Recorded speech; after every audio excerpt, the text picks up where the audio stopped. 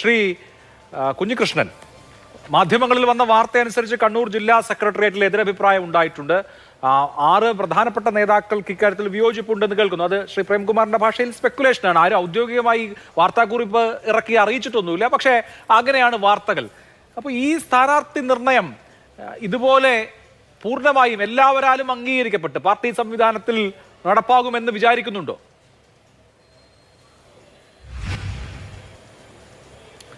അതിനു മുമ്പ് പ്രേംകുമാർ പറഞ്ഞ ഈ 2 ടേമിൻ്റെ ഒരു വിഷയമുണ്ടല്ലോ, അങ്ങനെ ഒരു തീരുമാനമെടുത്താൽ അത് നടപ്പാക്കാൻ സാധിക്കണം.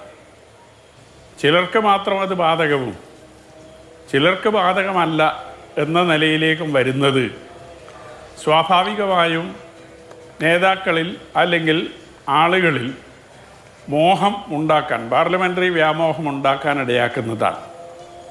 അതുകൊണ്ട് ഈ 2 ടേം തീരുമാനം നല്ലതാണ്. പക്ഷെ അത് ശരിയായ രീതിയിൽ നടപ്പാക്കാൻ സാധിക്കുന്നില്ല. അവിടെ എന്തിനാണ് പിന്നെ ഒരു എക്സംഷൻ?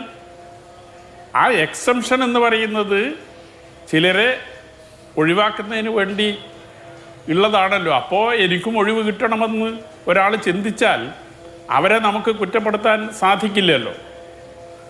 മറ്റൊരു കാര്യം, അഭിലാഷ് ചോദിച്ച ഈ തീരുമാനം എടുക്കുന്നതുമായി ബന്ധപ്പെട്ടുകൊണ്ടുള്ള ഇപ്പോൾ പാർട്ടി കമ്മിറ്റിയിൽ വ്യത്യസ്തമായ അഭിപ്രായങ്ങൾ വരും.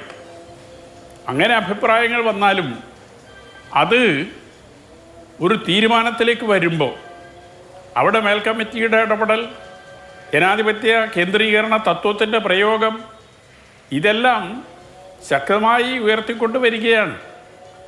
ഉൾപാർട്ടി ജനാധിപത്യത്തിൻ്റെ അടിസ്ഥാനത്തിൽ ഒരു തീരുമാനമെടുക്കുന്ന സ്ഥിതി ഇന്ന് കേരളത്തിലെ CPM-നെ സംബന്ധിച്ചിടത്തോളം നിലവിലില്ല എന്നതാണ് എൻ്റെ ഒരു അനുഭവത്തിൽ എനിക്ക് കാണാൻ സാധിക്കുന്നത്. അതുകൊണ്ട് തർക്കങ്ങളുണ്ടോ ഇല്ലയോ എന്നുള്ളതല്ല. 100 ആൾ കൂടിയാൽ 101 അഭിപ്രായം ഉണ്ടാകുമെന്ന് പറയുന്നത് പോലെ അഭിപ്രായങ്ങളെല്ലാം ഉണ്ടാകും. പക്ഷേ അഭിപ്രായങ്ങൾ ഒരു തീരുമാനത്തിലേക്ക് എത്തുമ്പോൾ എങ്ങനെയാണ് ആ തീരുമാനത്തിലേക്ക് എത്തുന്നത് എന്നതാണ് നാം പരിശോധിക്കേണ്ടത്. അത് ഈ ജനാധിപത്യ കേന്ദ്രീകരണ തത്വത്തെ ദുർവ്യാഖ്യാനം ചെയ്തുകൊണ്ട് അടിച്ചേൽപ്പിക്കുന്ന രീതിയിലേക്കാണ് കാര്യങ്ങൾ വരുന്നത്.